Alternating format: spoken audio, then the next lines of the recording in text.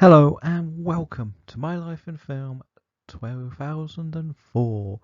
And here we have probably the longest list of the lot, where we are actually going to be going for the full 30 films that meant the most to me. And this would have been when I first started watching endless amounts of films, hence why the list is a lot longer. We have a complete mixture on this one. Number 30 is Cellular. And Cellular follows a young man who gets a phone call from a mysterious woman who has been kidnapped and being held hostage, and he has to try and help figure out where she is and rescue her before it is too late. And this is one of Chris Evans' first major action roles, along with Jason Statham taking a much more front and centre role, which was great to see for him in his early career.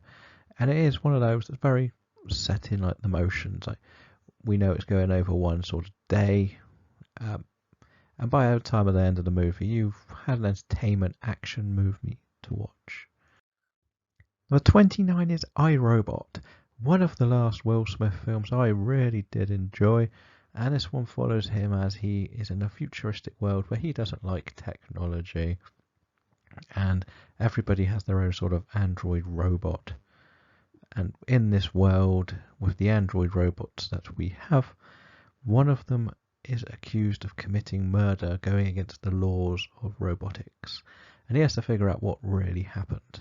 And it's a very interesting movie, and probably one of his last best action roles. 28 is Inside, I'm Dancing, or Rory O'Shea Was Here, depending on where you were. For me, it was Inside, I'm Dancing. And this one is one of James McAvoy's very first roles, and it follows two disabled men who, very different. One's depressed about his life, and the other one decides to just show him how to party and enjoy it no matter what people say and think. And while the message is very clear, it is actually a very enjoyable movie that very few people seem to have heard of. 27 is Flight of the Phoenix, another one that's a remake. Well, maybe not the first on the list, but we're going to go with it.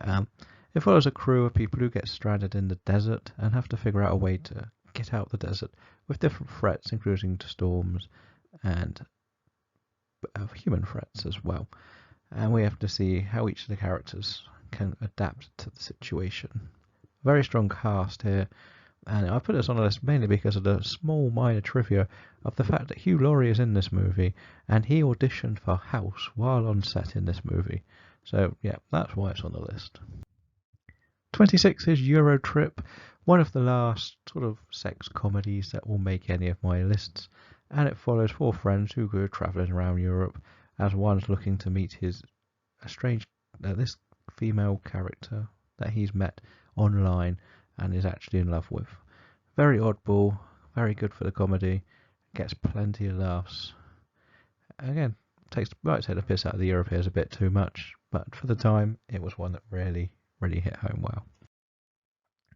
25, we've gone controversial. We've got Blade Trinity. And while the Blade side of the movie is pretty trash, I did actually enjoy the inclusion of Whistler's daughter and Hannibal King as the new fighting side of everything. Ryan Reynolds is fantastic in this, along with Dominic Purcell as the villainous Drake or Dracula that the vampires are trying to make a new threat from. And Triple H actually has an appearance in here, and he's absolutely hilarious. So yeah, it's on here. I don't care, it's my list. 24 is The Village. The Village will make this list solely because of the cinematic experience I had seeing this. I remember the trailers and even the movie. Everything that happened jumpy, it was like, that's going to happen. And then there was about three teenage girls who were screaming their heads off in fear, and I could not help but laugh at every moment. 23 is another lesser seen movie, and that is Mysterious Skin. And this is one of the very first roles that Joseph Gordon-Levitt took after Third Rock from the Sun, where he was trying to rebuild his career from being a comical character to go into a more serious roles and everything. And he really delivers in this one with an absolutely amazing performance. And it's a very, very difficult watch if you are going to get through it. And it's all about um, how a gay young man has to decide whether he is or whether he was assaulted and everything. It's a very deep movie. It's not going to be for everyone. 22 is Primer. We have to go for a sci-fi time travel movie that plays into the science. Again, this is one that looks at what could happen if you could create time travel rather than plays into the very cinematic idea of it, which we have very well done in the Back to the Future series, but this one is much more serious. 21 is $1 Million Baby, one of the boxing movies that I do enjoy. I'm not a boxing fan, but this follows a woman who wants to become a boxer and turns to one of the best trainers who reluctantly agrees to train her. And it's one of the more heartbreaking movies that you're going to see. So yeah, definitely one to be watching if you like boxing and some serious movies. So here are the ones that I've missed, and that is Napoleon Dynamite, Mean Girls, and Anchorman. Yes, I have not really ever watched Anchorman. It really is not my type of movie.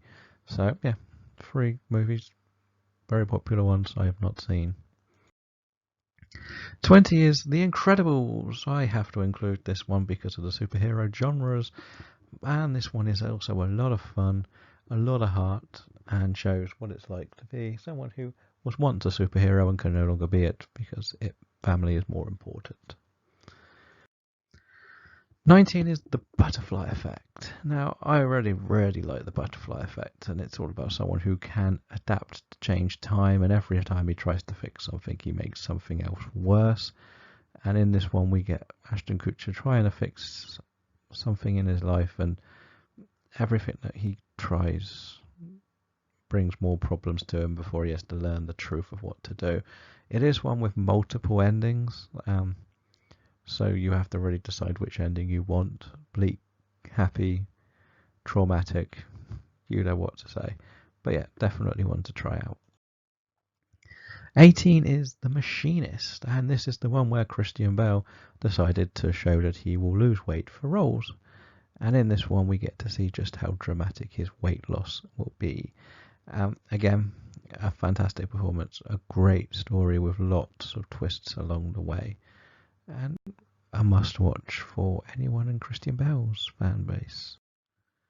17 is Shutter, and how could I not include an Asian horror movie? This one follows a couple who move to Thailand and they start getting haunted by something, shall we say. And while the wife has to figure out what it is, it's the husband's career that's meant to be going in the right direction. Again, it's good scares. It's one of the few that actually works both in the Asian and American, because they kept the culture the same by the characters always going to Asia for stuff to happen. But again, one of my favourite subgenres of movies, horror movies. 16 is Mean Creek, and this follows a group of young teenagers who go into a river cruise type thing, not cruise, but day out, and something terrible happens, and it's what they do to either cover it up or survive. It is one that really does need to be watched to be understood just how clever this one is to make a very good young cast and a very poignant story that will hit hard. 15 is Dead Man's Shoes. Now this is one of Shane Meadows' very first movies, and it follows a man who returns to a small, I want to say Yorkshire town, to confront the people that have bullied his younger disabled brother. And while they go on the search for everybody, he starts taking revenge. This is one that you already have to watch all the way through to get the true meaning of what is happening here. We will get some shocks along the way, and it's one you really got to double check through once everything's said and done. 14 is The Terminal. Now, I know a lot of people aren't the biggest fan of this movie, but the idea that Tom Hanks plays a guy who gets trapped in an airport because his country goes into war or isn't real anymore after or during his flight, and he's stuck in the airport with no one to talk to, nowhere to go, and he starts to adapt to living in the airport. And it's very, very, very very entertaining, this one. Tom Hanks is also wonderful. 13 is Dodgeball. Yep, this one is a silly sports comedy that I really, really, really enjoyed.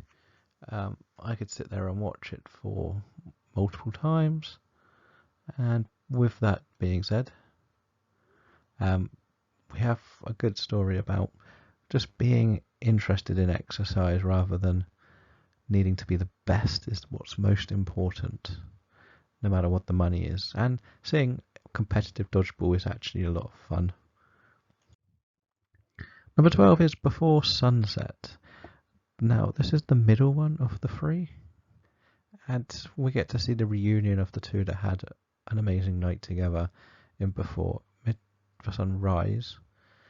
And with this, we get to just see how life has changed for these people. They didn't end up together from the first one, and because things have changed, they've gone in very different directions and found themselves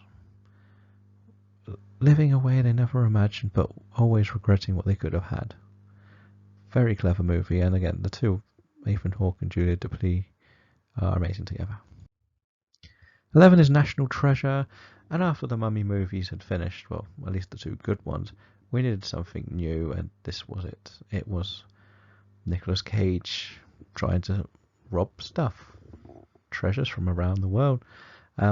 Again, plenty of action, plenty of smart lines, really enjoyable action-adventure movie, and we always want the third, right?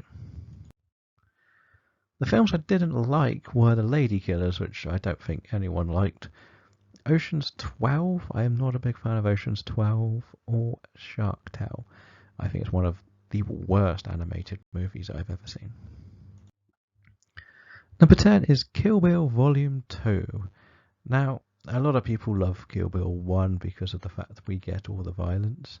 I am actually a big fan of Kill Bill Volume 2 because the more serious aspects of the film make a lot more sense. And with this, we get to deal with more tighter action, more serious moments, because the twist in the first one, you don't know was coming, and then suddenly it adds something for the third one. And the confrontation between the bride and Bill is great. Number 9 is Howl's Moving Castle.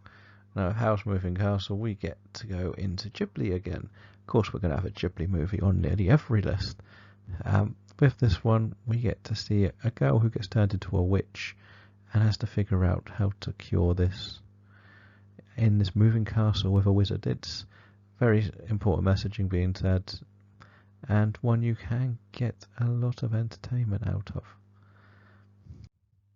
Number 8 is The Day After Tomorrow, and remember what I said about big dumb disaster movies. I love my big dumb disaster movies, and there's no doubt this one fits in perfectly. Again, with a more important message of climate change, we do get one that gets everything right, shall we say. So that's a nice easy one there. The New York sequences with the frozen New York is also brilliant to watch. 7 is Finding Neverland, and this is about J.M. Barrie as he discovers his mastermind Peter Pan creation, and how a single woman and her kids helped him discover something new in life that became what everybody knows now as one of the most inspirational characters in anything we've ever seen in Peter Pan. Number 6 is Team America World Police. Yeah! Okay, I am a big South Park fan, and this one plays into my South Park fandom, and we get to see them play with dummies, take the piss out of America's completely naive, will do anything to fight against the world mentality.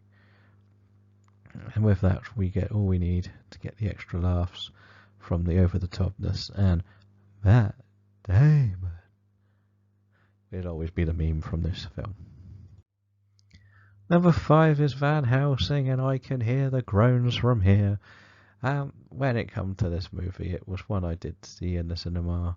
It was done by the guy, Stephen Sommers, who brought us the 2 Mummy movies, and this time he brings us Van Helsing and pretty much every Universal monster to fight Dracula. Yeah, It can be a bit silly, but it's also got some really cool scenes. And what more can you want? Hugh Jackman, Kate Beckinsale in an action adventure movie. Where can you go wrong with that? Number 4 is Hellboy. Now, Guillermo del Toro brought us the first 2 Hellboys, and they were beautiful movies. There's no denying that. And with that, we get what is such a special movie. I could sit and watch the Hellboy 1 and 2 over and over again, and Ron Perlman dedicates himself to this role where he becomes truly fantastic. Number 3 is Saw, the beginning of the franchise that changed the horror industry for years to come.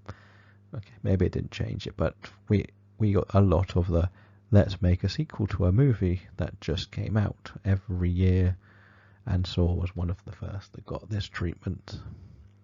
And we can't deny how good the first Saw movie is. It had everything we needed. But let's be honest, if it wasn't for the secret little twist in it, nobody would care quite as much. Number 2 is the remake of Dawn of the Dead. Now, I will stand here and say I love both Dawn of the Dead movies, and I think they both have stronger parts. They both have weaker parts. Let's not deny this. This one does bring us a more aggressive zombie, which makes everything more action-packed and makes us not need to hold back on anything. So with that being said, this one is more for the modern audience who want something more action-packed in their drama. And number 1 is Collateral, the movie where Tom Cruise plays a ruthless hitman who goes in search of one night hunting for people, and he's with a taxi driver who's reluctant to do most of it and then decides to slowly start to fight back. This one's especially good because Tom Cruise is not known for his villainous roles, and in this one he's so cold-hearted and brutal. It's absolutely amazing. It's my favourite Tom Cruise performance. So that is My Life on Film 2004. Let me know what your favourite movies from 2004 are in the comments below.